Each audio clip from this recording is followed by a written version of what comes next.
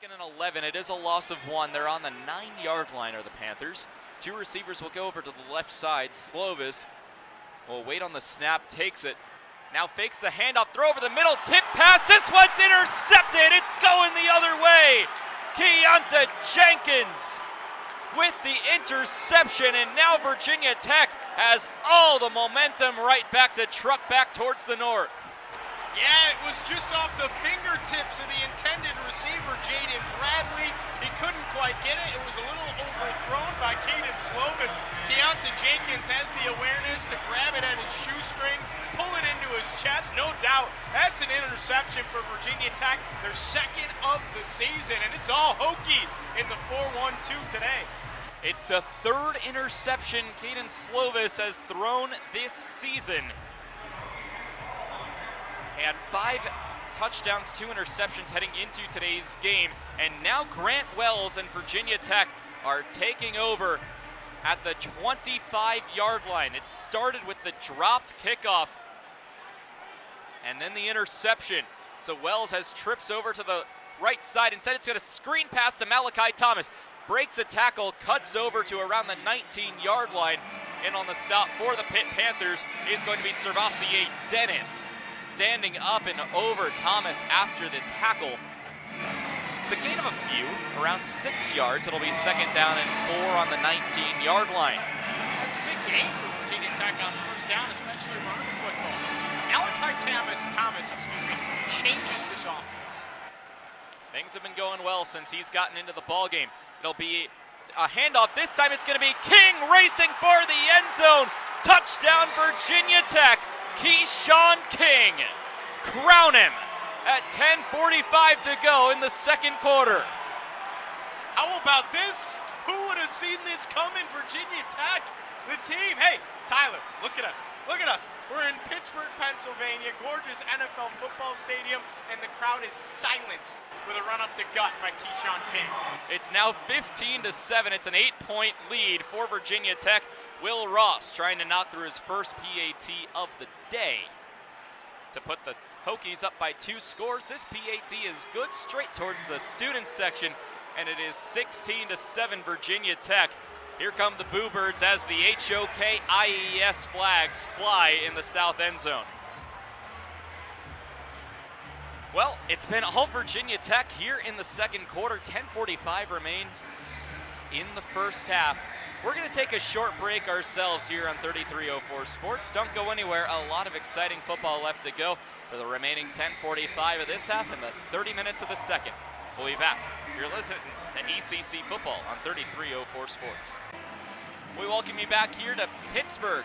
It is a 16-7 Virginia Tech lead, outscoring their previous 2 games against West Virginia and North Carolina, where against the directional states, Virginia Tech could only score 10 points each.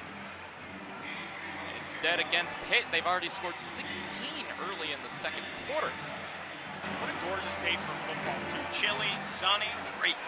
Kyle Lowe sent it end over end. Pittsburgh not going to take a chance on this one as Israel Abanikanda puts the arms out to the side and lets it roll through the end zone. Well, this might not have anything to do with the game, but it's entertaining for me and I think you up here. Birdwatch 2022, they're still on the field on the opposite side, setting up at around the 4-yard line. They have not been scared away by a battle on the gridiron. No, not at all. I mean, they just do their thing on the opposite side of the field. They're just watching. They got the best seat in the house, free tickets. Hey, they don't have a field pass. Where's security for these guys? I feel like I've seen that in like big city baseball, like Yankee Stadium, but not in a football game. Well, Pitt will march towards those. Looks like pigeons now on the 5-yard line. Caden Slovis will have 2 receivers to the right and 1 to the left. Takes the snap. It'll be a handoff over to the left side. Abanikanda breaks free. He's to the 50, tripped up at around the 50-yard line. It's going to be Peoples wearing Beamer's 25 with the touchdown-saving stop. Typically, you hear about an assistant coach taking on his former head coach. Not too often you hear about 2 assistant coaches now taking each other on as the head coach for 2 respective schools. But that's exactly what Old Dominion's Ricky Ronnie and Virginia Tech's Brent Pry did. Coaching together since back in 2011. From 2011 to 2013, where Ronnie and Pry were friends and coaches together for the Vanderbilt Commodores. Then in 2014, went over to join James Franklin for the Penn State Nittany Lions down in Happy Valley from 2014 to 2019. And a stark difference in coaching styles as well, as Ronnie was brought on as the offensive coordinator, Brent Pry just being taken from Penn State this offseason as Penn State's defensive coordinator. If someone told you that in a span of 6 years, you would undergo Tommy John surgery and labrum surgery, you'd probably stick away from playing baseball. No? Okay, how about doing it again? Still not enough? How about getting diagnosed with Guillain-Barré syndrome, otherwise known as GBS, an autoimmune disorder in which your own immune system attacks your nerves, leading to muscle weakness and sometimes paralysis. Well, none of that stopped Virginia Tech first baseman Nick Holisa, who, yes, has overcome 4 surgeries, GBS, and COVID-19 to continue doing what he loves. For 33:04 tip-off, I'm Tyler Katz, joined by my panelists Will Laughlin and Robert Bateman. And this is going to be a great day inside of Castle Coliseum as the Duke Blue Devils take on the Virginia Tech Hokies. Now, this is a rematch of the ACC championship last year, but Will, Virginia Tech has been on a 7-game slide so far. Yeah. Now, one concern with Rodney Rice is he did sustain an injury during the offseason from high school basketball to the first game coming up for Virginia Tech against Delaware State on Monday. Rice will not participate against the Hornets of Delaware State, and it is currently unclear when Rice will return to the hardwood.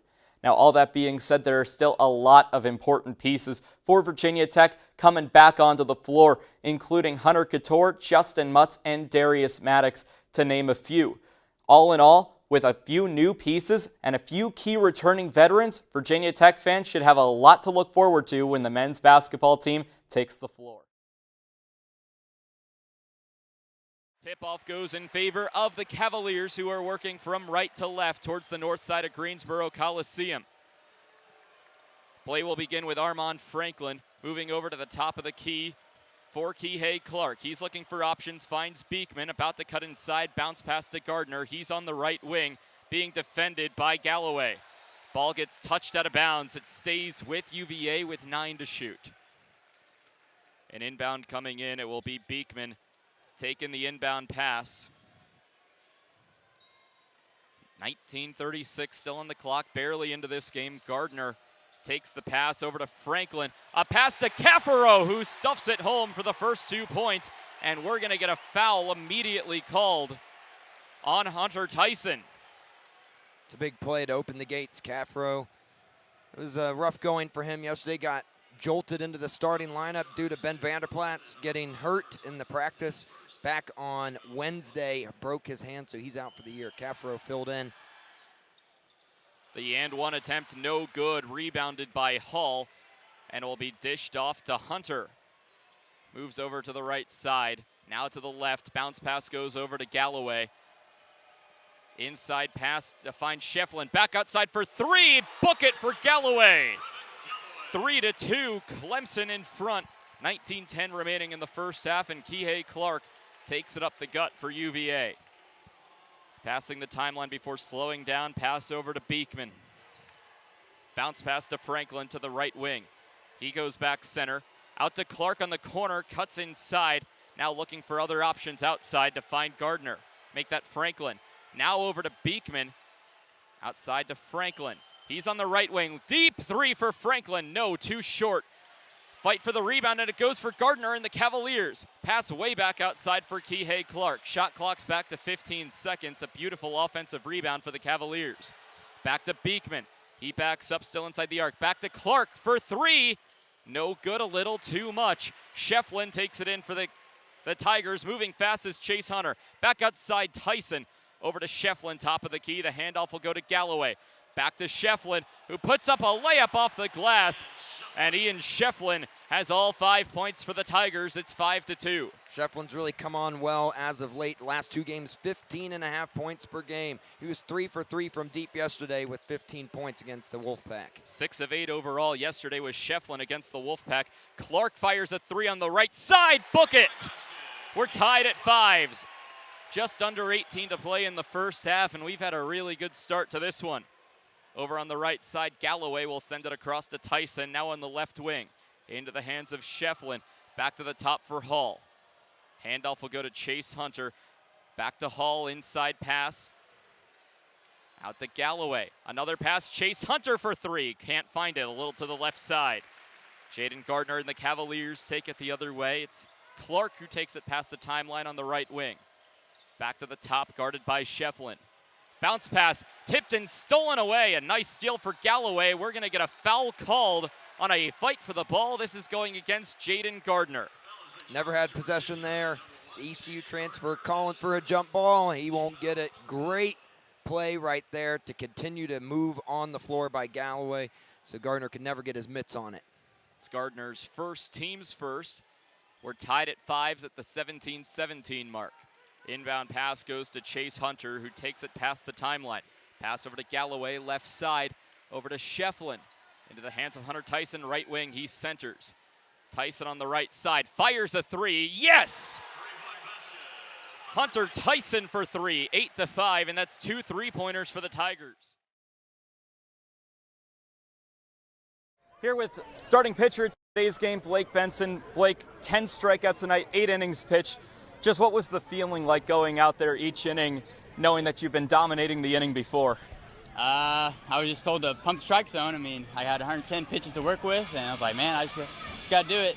I wanted to let my teammates be proud of me. It was the last hurrah. It was really bittersweet, and I loved every bit of it. So, yeah, it was awesome. Heading into that 8th inning, your pitch count was high into the high 90s, knowing that you only had around 12 to 13 pitches. What was the mindset going into that inning? Were you trying to finish off that inning quickly, or was it just see what you could get with your pitches? Yeah, I talked to Ramirez, my catcher, and we just both agreed to attack. And Donnie, he said, hey, keep attacking, keep doing what you're doing. And, it worked out. Got 2 strikeouts and got a nice play on third base. It was really, really good play. So, when you see your offense able to put up runs in 4 consecutive innings, as a pitcher, what does that do for your mindset, knowing that your offense is backing you up? Oh, yeah, for sure. It relaxes me. Just helps me understand, like, man, I just got to put it in the zone and, see what happens. I got defense to work with me, and I just really depend on them all the time. It's great. Tyler Katz here with head coach Pete Demore. Coach, yesterday you were right about the weather affecting the long ball. 4 home runs. Are you expecting similar results today with similar weather? I don't know. We hit the ball hard on Friday night, hit it well yesterday. I don't see any reason why we're not going to continue to do that. Yesterday, Addie Green had her second 2-home run game of the season. What have you seen from her in practice as well as in the dugout this season? She's as deliberate with her swing as anybody on our team. And if I see kids working on their swings and stuff that I tell them to do, Addie does it to a T. And not that I'm, Mr. Hitting Guru, but if I see something, Addie's going to work on it as diligently as anybody. And, you can see her today and walk out in pregame, and she's doing everything the same that she's done for 6 months. So it's been a lot of work for her, and it's paying off. Well, Kylie Aldridge with her first career home run, how special was that to her and for the rest of the team around her? I think it's a big deal. I mean, Kylie had a really good fall hitting wise, and it just hasn't clicked right now. And that happens with some freshmen. I mean, some freshmen, they come out and they tear the cover off the ball, and some they don't. And that doesn't mean she's a bad hitter. It's just an adjustment. So it was a big deal. It was a big home run for us yesterday. And Lindsey Grunge allowed just 2 hits yesterday as a true freshman. How have you seen her develop from opening day to now? Yeah, she just continues to get better, and that's the thing with Lindsey. She had a rough 3rd inning yesterday, and then she settled down, and you gotta be able to get back on track when you have those rough innings. And she did that yesterday. It's just let's get back on track a little bit sooner. And finally, saw your tweet a little bit earlier today about the women's basketball team potentially bringing home an ACC championship. You have a message for the team down in Greensboro? Not really. Just keep doing what you're doing. All right. They're fun to watch. And, championship games are hard to get to in any sport. And, just go out and keep doing what you've been doing. All right. Well, thanks, Coach, and good luck today. Thank you.